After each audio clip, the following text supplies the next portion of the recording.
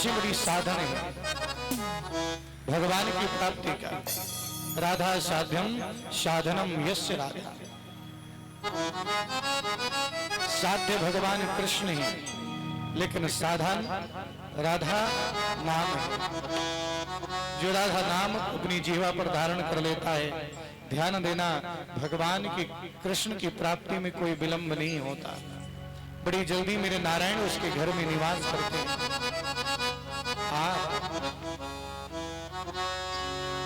कि राधे मेरी स्वामिनी और मेरा राधे को दास, जन्म जन्म मोहि दीजियो ब्रज वृंदावन वास।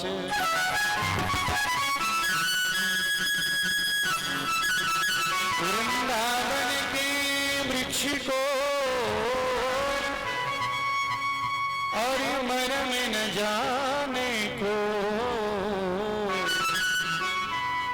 डाल डाल और पाप में राधे राधे हो।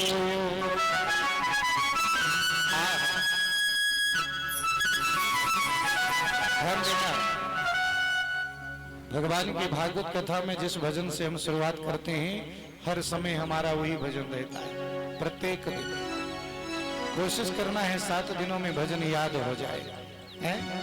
और भजन जब करना है तो कैसे करना है? ताली बजा के करना है। जब हम ताली बजा के भगवान का भजन करते हैं, ध्यान देना, वैसे भी ठंडी का समय है। हम अभी नागपुर से कथा करके आ रहे हैं, इधर वहां तो पंखा चला के सोते थे, लेकिन यहाँ तो आज सवेरे देखा तो मानो बारिश हो रही। का है कि कोहरे की बारिश हो रही है, ठंड है, गलावट है। ताली बजाने से क्या होगा?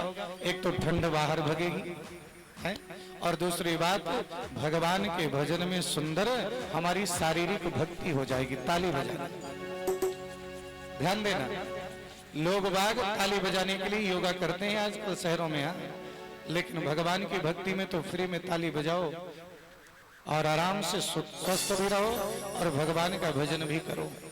जब हम ताली बजा करके भगवान का भजन करते हैं तो मानसिक, वाचिक और कायिक तीनों प्रकार की भक्ति हमारे द्वारा होती है, तो बड़े भाव के साथ। लेकिन सबसे पहले एक बार बोलना पड़ेगा, जोर से बोलना है, हाथ उठा के बोलना है। क्या बोलना है? जय जय श्री राम। अभी हमारी आवाज तो भरपूर आई है, लेकिन इधर से आवाज रिटर्न नहीं है। मेरी माताएं तो शांत ही बैठी रही लगता है? आपको भी बोलना है? हाँ, अच्छा, बोलने में कंजूसी नहीं करना चाहिए। जो बोलने में कंजूसी करेगा, ध्यान देना, भगवान भी कृपा में कंजूसी कर देंगे तो गड़बड़ हो जाएगा। इसलिए जोर से ही बोलना है। भगवान ने इतनी सुंदर हमें आवाज दिया है, इसका सदुपयोग करें, भगवान के नाम का जयकारा लगा के। इसलिए जोर से बोलना पड़ेगा। जय जय श्री राधे श्याम। आई है आवाज, लेकिन उतनी नहीं आई। अरे आज जहां पानी जल भरने गए थे ना, 1-2-3 किलोमीटर तो राही होगा। आज मेरी माताएं कितने सुंदर तरीके से गई, किसी को थकान नहीं लगी, किसी ने ये नहीं बोला कि नहीं वापस चलो। भैया खूब जो बढ़िया व्यवस्थित रूप से कलश यात्रा। कलश यात्रा में जो जाता है ना, इसके विषय में बाद में बताऊंगा, इसका बहुत बड़ा पुण्य है। तो थोड़ा और जोर से, इतनी आवाज जोर से जयकारा लगाएं कि जहां हम जल भरने गए थे कम से कम वहां तो आवाज जाए। इसने जोर से बोलना पड़ेगा। जय जय श्री राधे श्याम।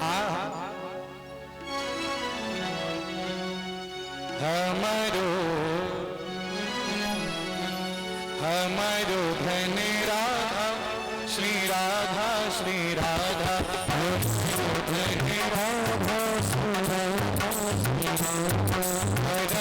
धन राधा श्री राधा, श्री राधा, धन राधा श्री राधा, श्री राधा,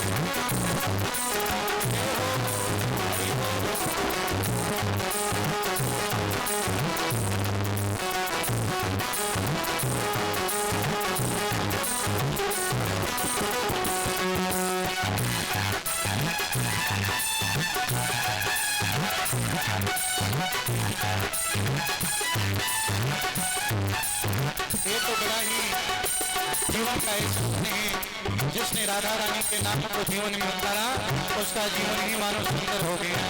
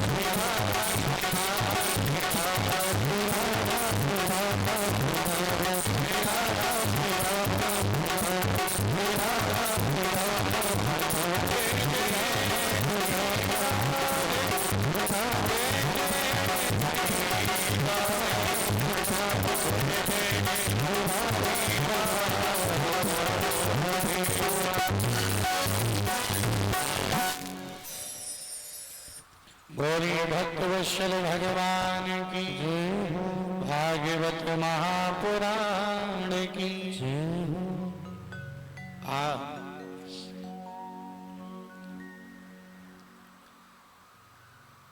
आज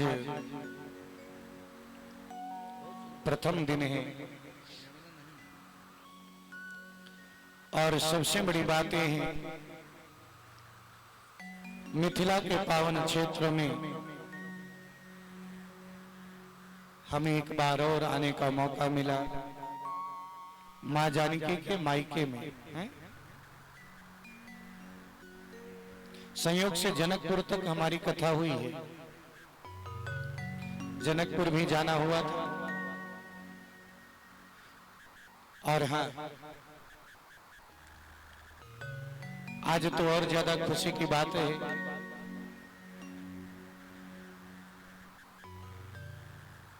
कि इसी महीने में ये हमारी कथा यहां जब चलेगी तो पूरी दुनिया में भगवान की कथाएं इस समय चल रही हैं। और किस बात पर?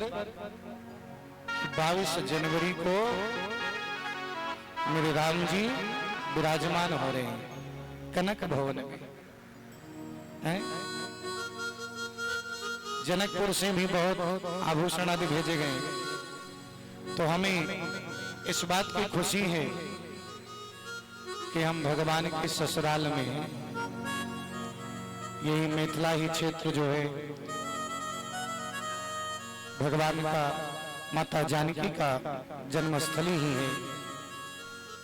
दरभंगा के पास से ही चालू हो जाता है इधर पूरा मिथिलांचल क्षेत्र। तो जानते हैं ये भगवान की कथा, जिन राम और कृष्ण में कोई अंतर नहीं है, दोनों की कथाएं भागवत में आती हैं। कृष्ण भगवान की ज्यादा है, राम जी की थोड़ा कम है, लेकिन दोनों एक ही स्वरूप है। और भगवान की कथा बड़े भाग्य से प्राप्त होती है। भगवान की कथा ना तो धन से मिलती है, ना वैभव से, ना ही सामर्थ्य से। भगवान की कथा सिर्फ भावना और श्रद्धा और भाग्य से मिलती है। जिसके अंदर जितनी सुंदर शुद्ध भावना, उसको भगवान की कथा मिलती है। अन्यथा कथा सुनने के लिए लोग जाते हैं, सोचते हैं कि हम भी पहुंचेंगे, जाएंगे, कथा सुनेंगे, लेकिन कथा तक नहीं पहुंच पाते। बोलो जैसे सब कथा में वही पहुंच पाता है, वही श्रवण कर पाता है जिसके जीवन में पुण्य की अधिकता होती है। कि भाग्यो बहन बहुजन न समय जितेना, सत्संगमं लभते पुरुषो यदा वै। अज्ञान हेतु कृत्रिमो मदान्धिकारो, नाशो विधाय तदो दयते विवेकः। अनेक जन्मों का जब पुण्य इकट्ठा होता है तब उसके जीवन में भगवान की कथा मिलती है। और जब भगवान की कथा जिसको मिल जाए, ध्यान देना, दुनिया का सबसे बड़ा भाग्यमान वही है। कुछ लोग बोलते हैं ना, पैसा धन संपत्ति आ जाए तो उसको बोलते हैं कि ये भाग्यमान है। किसी को संतान हो जाए तो कहते हैं भाग्यमान है। लेकिन ध्यान देने ना, मेरे बाबा तुलसीदास जी क्या कहते हैं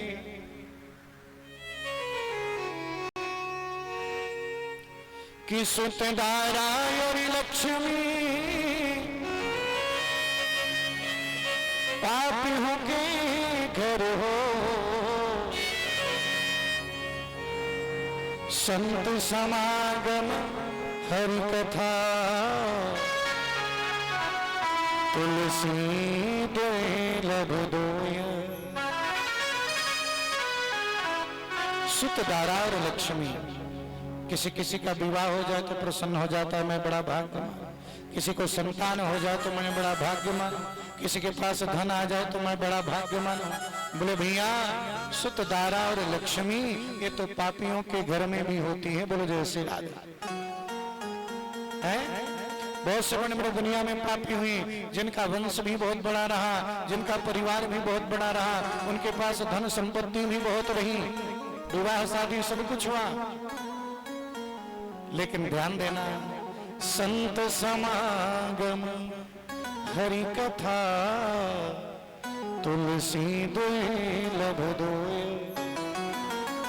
संतों का समागम मिलना, भगवान की कथा होना जीवन में, संकल्पबद्ध हम भगवान की कथा श्रवण कर पाए, ऐसा जीवन में संयोग बने, ध्यान देना, ये तो भगवान की कृपा से ही होता है।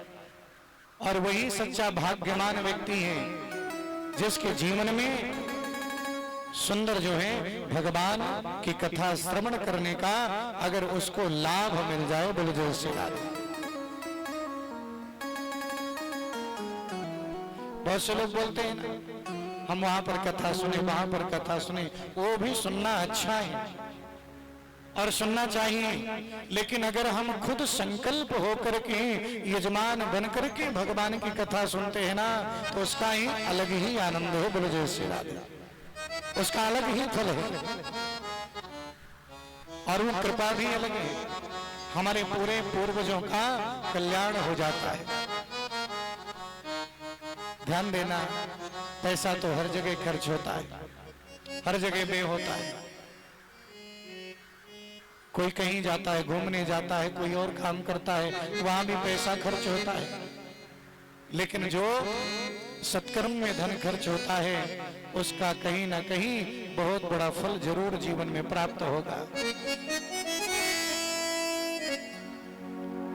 और जिसके जीवन में सत्संगति प्राप्त हो जाती है, उसके जीवन में मानो भगवान की पूर्ण कृपा हो जाती है, उसके जीवन में 3 रूपों से परमात्मा विद्यमान हो जाते हैं। श्रीमद् भागवत में सबसे पहले महात्मा का वर्णन आया, ध्यान देना, और महात्मा में क्या कहा गया है, पहला श्लोक आता है बड़ा सुंदर, सच्चिदानंद रूपाय विश्वोत्पत्त्या निहितमे तापत्रय विनाशाय श्री कृष्णाय वयं नमः।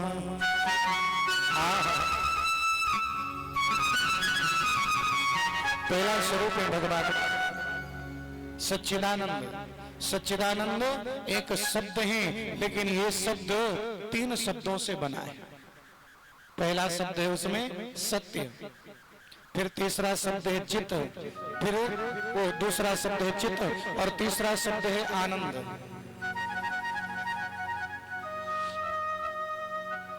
ये 3 शब्द ही पूरी भागवत का सार बता देते हैं, ध्यान देना, क्योंकि सच्चिदानंद नाम से ही भागवत प्रारंभ हुई है, ध्यान दीजिएगा। तो पहली बात तो ये ध्यान देना, सत्य का मतलब क्या है? सत्य का मतलब ये है कि 7 दिनों में आपको यही सोचना है, हम सत्य के पास बैठकर भगवान सत्यनारायण की कथा श्रवण कर रहे हैं, और ऐसे सत्यनारायण जो सत्य के पूरी तरह से स्वरूप है। और ध्यान देना, ये भी सोचना है 7 दिनों में जो भी वहां से बताया जाएगा व्यासपीठ से, वो एकदम सत्य ही होगा, और सत्य मान करके उसको जीवन में उतारेंगे। तो ध्यान देना, चित्त यानी प्रकाश, उसके जीवन में कैसे प्रकाश की प्राप्ति होगी कि जिससे उसके जीवन में आनंद का ही वातावरण छाया रहेगा, बोलो जय श्री राधे। और ये जो स्थान है ना, कल तक ये हमारे जो जीवेश्वर जी हैं उनका घर का द्वार था, लेकिन अभी ये 7 दिनों तक क्या है? बोले 7 दिनों तक ये पूरी तरह से ये वृंदावन तीर्थ क्षेत्र है, बोले जय श्री राधे। यहाँ पर अगर सवेरे जक्र की भी जल्दी आए तो क्या करना चाहिए? पहले भागवत भगवान को प्रणाम करिए। यहाँ जो भी सेवा करेगा, झाड़ू लगाएगा, व्यवस्था देखेगा, वो किसी व्यक्ति की सेवा नहीं बल्कि भगवान के एक मंदिर की सेवा है, बिहारी जी की सेवा है, बोलो जय श्री राधे। यहाँ की सफाई करना, यहाँ पर आना, यहाँ प्रणाम करना, ये सब बिहारी जी ठाकुर जी की सेवा ध्यान देना। क्योंकि भागवत में लिखा क्या है, श्रीमद् भागवताख्यम प्रत्यक्षं कृष्ण ही, ये जो श्रीमद् भागवत महापुराण है ये साक्षात भगवान का पूर्ण रूप से स्वरूप है। ये मत मानना कि हम किसी पुस्तक के सामने बैठे, किसी पोथी के सामने, अरे ये मानना कि मैं तो ठाकुर जी के सामने, भगवान कृष्ण के सामने बैठा हूं और यहाँ एक बार भी मैं श्रद्धा से भगवान का नाम लूंगा, चिंतन करूंगा, स्मरण करूंगा, उसको न जाने मुझे कितने रूप में फल प्राप्त हो, कितने रूप में फायदा मिले। इसलिए ध्यान देना, यहाँ पर